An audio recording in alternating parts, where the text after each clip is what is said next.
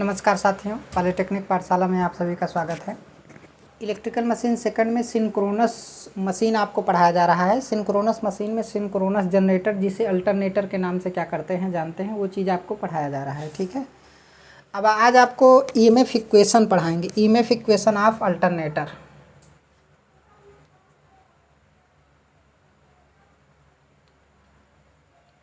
EMF equation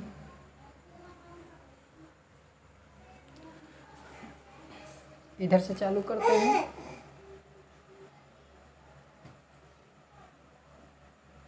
EMF मतलब electromotive force. EMF equation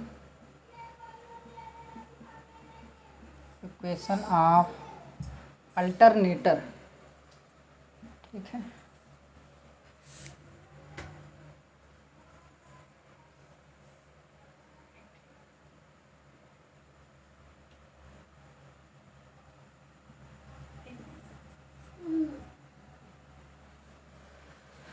EMF equation of alternator. ठीक है, तो अल्टरनेटर का ईएमएफ इक्वेशन पढ़ेंगे। इसका डेरिवेशन नहीं पढ़ेंगे, बस केवल थोड़ा सा डेरिवेशन इसका पढ़ेंगे, जितना आपको क्या है ज़रूरत है। वैसे तो इसका केवल ईएमएफ इक्वेशन जानना ज़रूरी है कि इसमें क्या क्या टर्म है और कैसे इसका क्या रिलेशन है। ठीक है, तो ईएमएफ इक्वेशन का मतलब है कि उससे पहले कुछ चीज़ों को हमें जानना पड़ेगा। जैसे मान लीजिए हमारा फाई है। फाई क्या है? फाई क्या है हमारा? फ्लक्स। फ्लक्स पर पोल किसमें? रोटर में। फ्लक्स पर पोल रोटर में। ठीक है, उसके बाद पी क्या है? पी क्या है? Number of pole. Number of pole in rotor. ठीक है, पी क्या है? Number of pole in rotor. Z क्या है? Number of conductor. Number of conductor in armature. Armature कहाँ पे है? यहाँ पे स्टेटर पे। ठीक है, उसके बाद फिर क्या है आपका? यन है। यन क्या है आपका? Speed. Speed of rotor in RPM. RPM मतलब रोटेशन पर मिनट। एक मिनट में कितना रोटेशन वो क्या कर रहा है? लगा रहा है। ठीक है, यन हो गया। फिर उसके बाद फ्रीक्वेंसी हो गया। एफ क्या है आपका? Frequency. Frequency in hertz. In hertz ये किसकी फ्रीक्वेंसी है? जो आर्मेचर में ईएमएफ जनरेट होगा उसकी फ्रीक्वेंसी है। जो ईएमएफ इक्वेशन हम पढ़ रहे हैं, तो ईएमएफ इक्वेशन का मतलब है कि उसमें ईएमएफ जनरेट होगा। तो ईएमएफ जनरेट होगा तो इसका ये मतलब है कि उसकी फ्रीक्वेंसी कितनी होगी, जिसे कहते हैं कि 50 हर्ट्ज की फ्रीक्वेंसी है, 60 हर्ट्ज की फ्रीक्वेंसी है।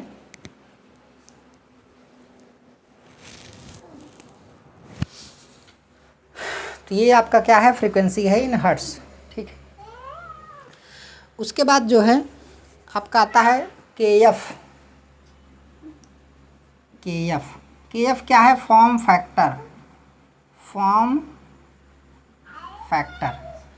फॉर्म फैक्टर बराबर होता है आरएमएस वैल्यू बटे एवरेज वैल्यू।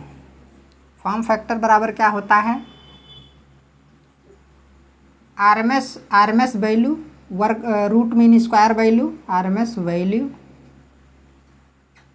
बटे एवरेज वैल्यू। Average value. ठीक है, एवरेज वैल्यू देखिए 60 में लिखा गया है। आरएमएस भी किस में लिखा गया है? 60 में लिखा गया है। ठीक है, 60। आरएमएस वैल्यू बटे क्या है आपका? एवरेज वैल्यू है। ठीक है, तो ये फॉर्म फैक्टर का क्या होता है? फार्मूला होता है। वैसे साइनोसाइडल वेव के लिए जो है के एफ का मान 1 होता है, तो 1.1 के एफ बराबर 1.11 for sine wave. Sine wave. ठीक है, फॉर साइन वेव के एफ का मान क्या होता है? 1 होता है। ठीक है, फिर उसके बाद एक आपका आता है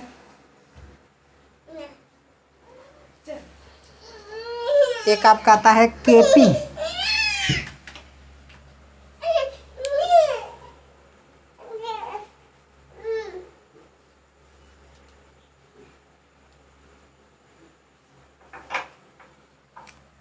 उसके बाद आपका क्या आता है, केपी आता है। तो केपी आपका पिच फैक्टर है, ठीक है।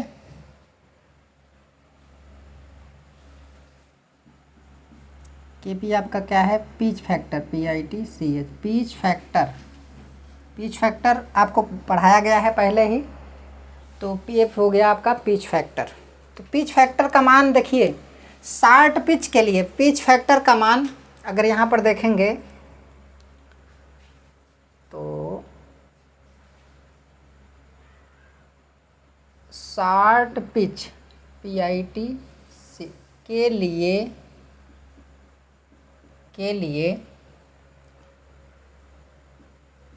KP is less than 1। समझ में आया।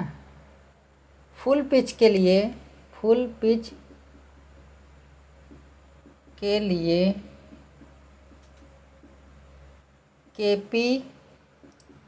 Is equal to 1। KP is equal to 1। समझ में आया। उसी प्रकार आपका क्या है, KD है। KD, तो KD की अगर बात की जाए तो KD क्या है, डिस्ट्रीब्यूशन फैक्टर है। Distribution factor. अब KD का मान जो है कंसंट्रेटेड वाइंडिंग के लिए, कंसंट्रेटेड वाइंडिंग के लिए KD इज लेस देन 1 होता है। KD बराबर 1 होता है, ठीक है। अगर आपका डिस्ट्रीब्यूटेड बाइंडिंग है, डिस्ट्रीब्यूटेड वाइंडिंग के लिए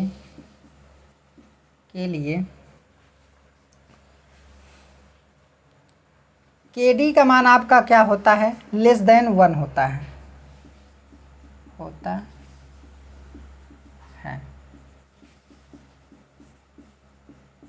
ठीक है। अगर वैसे पूछे कि KP का मान कितना होता है, KP का मान कितना होता है, तो लेस देन 1 होता है।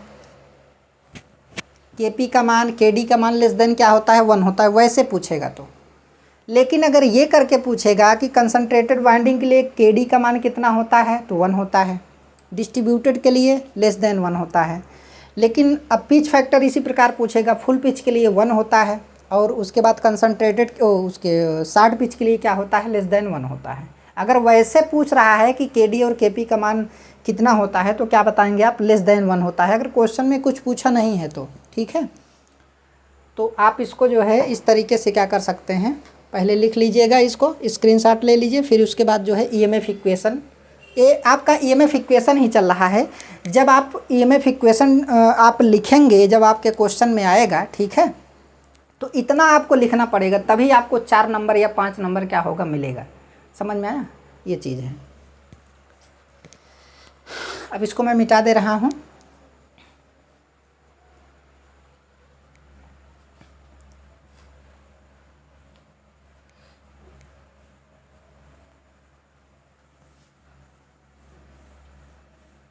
सभी लोग स्क्रीनशॉट ले लिए होंगे।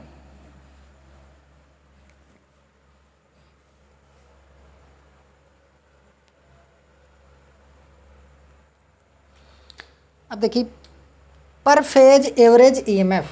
अब यहाँ से EMF इक्वेशन आपका चालू होता है, पर फेज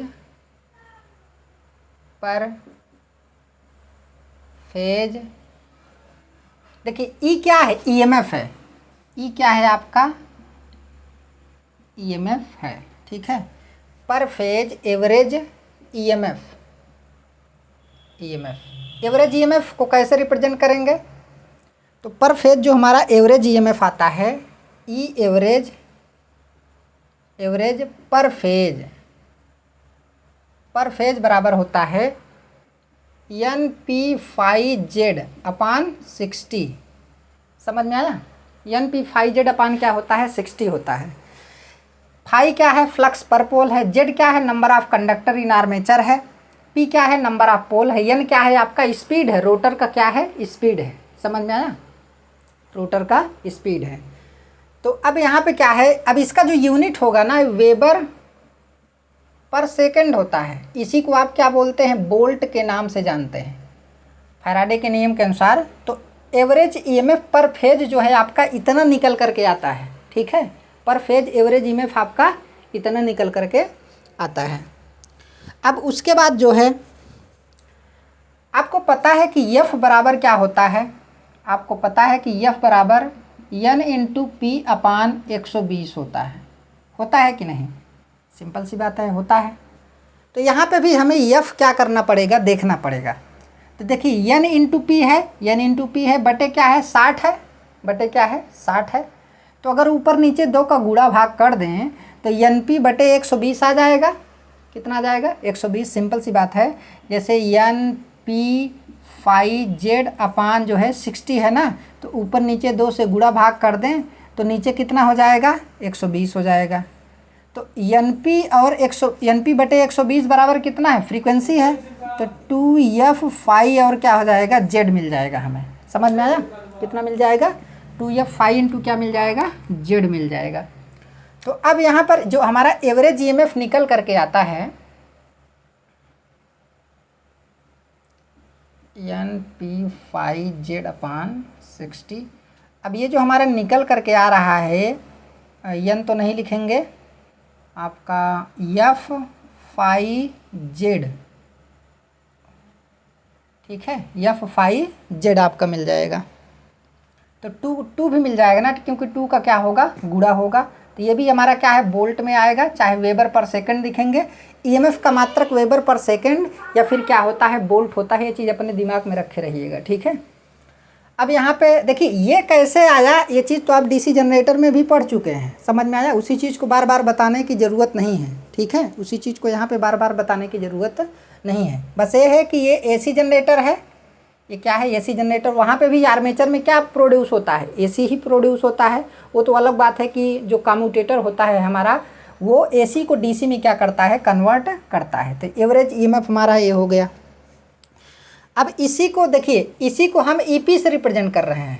इसी को किससे रिप्रेजेंट कर रहे हैं, ईपी से रिप्रेजेंट कर रहे हैं। समझ में आया, इसी को हम ईपी से रिप्रेजेंट कर रहे हैं।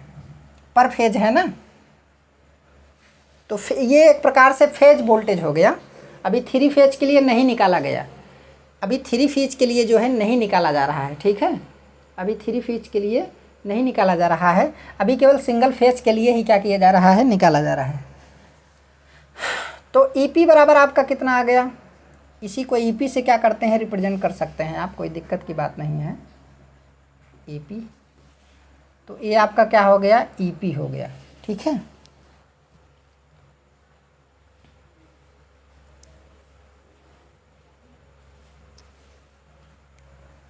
अभी इसको ईपी मत लिखिए, थोड़ा मिस्टेक हो गया।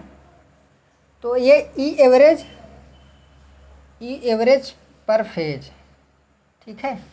अब देखिए, अब आपको आरएमएस वैल्यू निकालना पड़ेगा।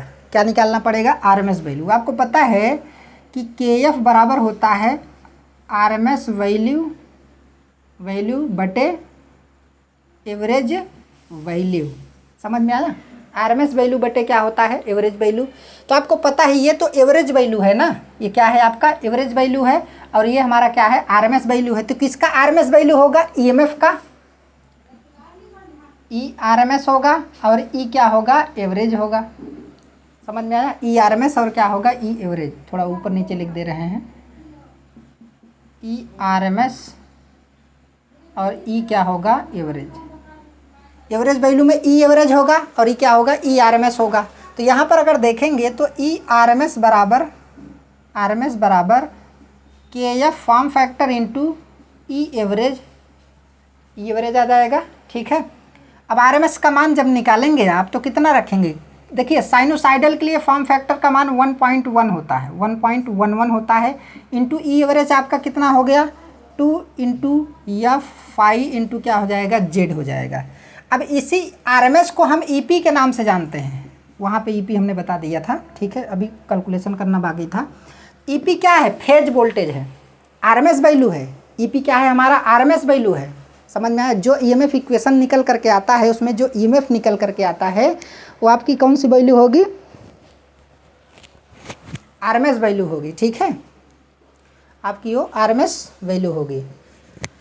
ईपी हमारा क्या है? आरएमएस वैल्यू है। तो यहाँ पे जब इसका कैलकुलेशन करेंगे तो आपका 2.22 आपका एफ फाई इंटू जेड। अब जेड बराबर क्या होता है? जेड बराबर 2t होता है। टी क्या है? जेड नंबर ऑफ कंडक्टर है। टी क्या है? टर्न है। एक टर्न, दो टर्न, तीन टर्न। एक टर्न कितना होता है? ये हमारा क्या हो गया? एक टर्न हो गया। समझ में आया? ये हमारा एक टर्न हो गया। अब इसी में क्या होगा? ये हमारा दो टर्न हो गया। ऐसे दो टर्न हमारा हो जाएगा। तो देखिए, एक टर्न में दो कंडक्टर होते हैं। एक टर्न में कितने कंडक्टर होते हैं? दो कंडक्टर होते हैं। समझ में आया? एक टर्न में दो कंडक्टर होते हैं, तो इसीलिए जेड बराबर जो है 2t हो गया। क्योंकि एक टर्न में कितने कंडक्टर होते हैं? दो, तो इसलिए जेड बराबर क्या हो गया? 2t हो गया। तो अब यहाँ पर ईपी बराबर आपका इतना आ गया, तो ईपी बराबर फिर निकल करके आपका आ जाएगा। देखिए, जेड बराबर क्या रखेंगे? 2t रखेंगे। तो 2.22 एफ फाई 2 इंटू टी। तब इसका इसमें गुणा हो जाएगा, तो इसको हम इस प्रकार भी लिख सकते हैं 4.44 एफ फाई, और उसके बाद जो है आपका क्या हो जाएगा? टी हो जाएगा। क्या हो जाएगा? टी हो जाएगा। इसे क्या बोलेंगे? बोल्ट बोलेंगे ना। तो ये फेज वोल्टेज है, पर फेज है ना। यहाँ पर जो भी हमारा आरएमएस वैल्यू निकाला गया है वो क्या है? फेज वोल्टेज है। अभी क्या निकाला गया है? Phase voltage. एक फेज के लिए निकाला जा रहा है, तो सिंपल सी बात है, फेज वोल्टेज हमारा होगा। अब यहाँ पर ध्यान से देखिए, अब के डब्ल्यू बराबर क्या होता है? के डब्ल्यू बराबर आपका के डी इंटू क्या होता है? के पी। भाई पिच फैक्टर और के डी, तो आप इसमें के डब्ल्यू का गुणा कर देंगे। इसमें किसका गुणा कर देंगे? के डब्ल्यू का गुणा कर देंगे। एक बार सभी लोग स्क्रीनशॉट ले लीजिए, फिर उसके बाद इसको मैं आगे समझाता हूँ।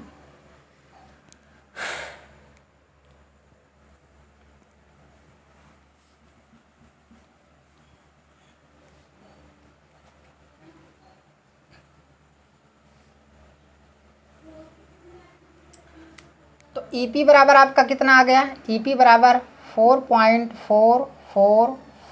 फाई क्या है? आपका एवरेज वैल्यू होगा, ये जान लीजिए। ट्रांसफार्मर के ईएमएफ इक्वेशन में जो फाई होता है वो मैक्सिमम वैल्यू होता है, लेकिन यहाँ पर क्या होता है? एवरेज वैल्यू होता है। फाई एफ इंटू क्या होगा? टी होगा। तो अब ध्यान से देखिए, आपको पता है कि जो वाइंडिंग फैक्टर होता है वो के पी इंटू क्या होता है? के डी। इसका मान हमने पहले ही निकलवा दिया है। ठीक है, इसका मान हमने क्या किया है? पहले ही निकलवा दिया है। तो अब यहाँ पे क्या है? इसी में मल्टीप्लिकेशन करेंगे। तो जब मल्टीप्लिकेशन कर देंगे तो क्या होगा? अब ईपी बराबर आपका क्या होगा? ईपी क्या है? आरएमएस वैल्यू है 4.445 एफ टी इंटू आपका क्या होगा? इंटू के पी इंटू आपका क्या होगा? के डी होगा। ये आपका वोल्ट हो गया। ये आपका क्या हो गया? पर फेज हो गया ना। ये पर फेज ईएमएफ, फेज ईएमएफ है, फेज वोल्टेज है। इसे फेज ईएमएफ के नाम से क्या करेंगे? जानेंगे। जो कि कौन सी वैल्यू है? आरएमएस वैल्यू है। ये हमारा क्या है? Phase EMF, phase EMF. और ये कौन सी वैल्यू है? RMS value. फेज ईएमएफ किसके किसके बीच प्राप्त होता है? जैसे अगर अल्टरनेटर है तो अल्टरनेटर में जो है स्टार कनेक्टेड होता है, तो एक फेज में जो वोल्टेज प्राप्त होता है उसे फेज ईएमएफ बोलते हैं। जैसे मान लीजिए स्टार कनेक्टेड होता है, तो स्टार कनेक्टेड आपका ऐसे होगा। ठीक है, ये हमारा क्या होगा? स्टार कनेक्टेड होगा। यही हमारा क्या है? स्टार कनेक्टेड है। तो यहाँ से क्या है? न्यूट्रल है। तो न्यूट्रल देखिए, अब यहाँ पर न्यूट्रल और फेज के बीच ये हमारा आर है, ये आपका वाई है, और ये आपका क्या है? बी है। ठीक है, तो फेज, ये हमारा फेज है और ये क्या है? न्यूट्रल है। तो फेज और न्यूट्रल के बीच जो वोल्टेज मिलता है ना उसे फेज वोल्टेज बोलते हैं। अब यहाँ पर देखिए, इसके बीच जो वोल्टेज हमें क्या होगा? मिलेगा, उसे फेज वोल्टेज बोलते हैं। और इसके, अब यहाँ पर इसके और इसके बीच जो वोल्टेज हमें मिलेगा वो क्या होगा? फेज वोल्टेज मिलेगा। इसमें जो वोल्टेज मिलेगा फेज, इसमें जो वोल्टेज मिलेगा फेज, इसमें जो वोल्टेज मिलेगा फेज वोल्टेज होगा। तो फेज वोल्टेज हमेशा फेज और न्यूट्रल के बीच मिलता है स्टार कनेक्शन में। और अल्टरनेटर का जो स्टेटर होता है वो हमेशा स्टार कनेक्टेड होता है। अल्टरनेटर का जो स्टेटर हमारा होता है वो स्टार कनेक्टेड होता है। डबल लेयर वाइंडिंग होती है, star connected with neutral point earth. समझ में आया? तो यहाँ पर ये भी मैं लिखवा दे रहा हूँ। तो ये हमारा क्या है, पर फेज का वोल्टेज है। वैसे 3 फेज होगा तो 3 फेज के लिए आप स्टार कनेक्शन पढ़े ही हैं, जो है बेसिक इलेक्ट्रिकल इंजीनियरिंग में आप सभी लोग पढ़े होंगे। तो आरएमएस वैल्यू है, ये क्या है आपका आरएमएस वैल्यू है। अब यहाँ पे क्या है, अब आपको लाइन वोल्टेज निकाल करके दिखाना पड़ेगा। ये तो फेज वोल्टेज था। अब आपको पता है कि स्टार संयोजन में, चूँकि स्टार संयोजन में जो हमारा लाइन वोल्टेज होता है EL बराबर √3 EP। EP मतलब क्या है, फेज वोल्टेज, और E क्या है, लाइन वोल्टेज है। तो यहाँ से जब EL का मान निकालेंगे, EL बराबर √3 इंटू 4.44 इंटू 5 FT KD और क्या होगा, KP होगा। तो ये हमारा क्या है, 3 फेज वोल्टेज है। ये 3 फेज EMF है। इसी को क्या बोलते हैं, 3 फेज EMF है। और ये क्या है, पर फेज EMF है। ये क्या है, पर फेज EMF है, और ये क्या है, 3 फेज EMF है। तो 3 फेज में √3 का क्या हो जाएगा, गुणा हो जाएगा। यहाँ पर फाई क्या है, एवरेज वैल्यू है। फाई क्या है हमारा, एवरेज वैल्यू है। समझ में आया, इन वेबर। ये क्वेश्चन जो है आपके कंपटीशन में क्या किया जाता है, पूछा जाता है कि फाई कौन सी वैल्यू है। अब इसे मैं मिटा दे रहा हूँ, ठीक है। EMF इक्वेशन सभी लोग आप कर लिए होंगे।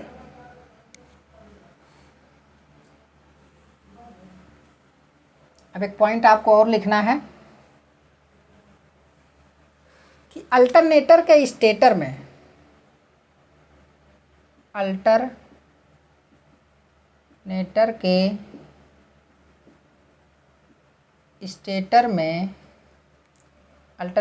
Stator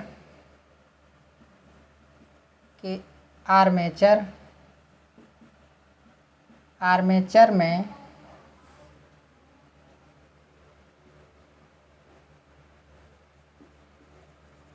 double layer star connected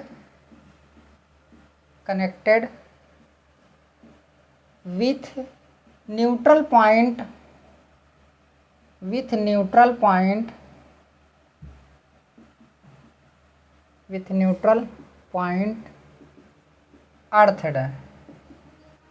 अर्थड winding होता है। समझ में आया।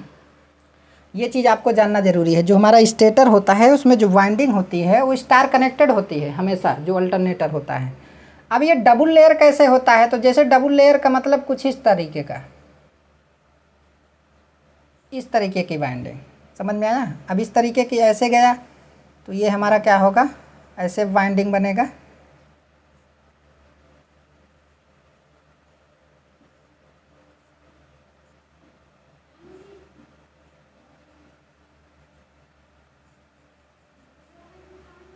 ये हमारा स्टार कनेक्शन हो गया, ठीक है। ये हमारा स्टार कनेक्शन हो गया।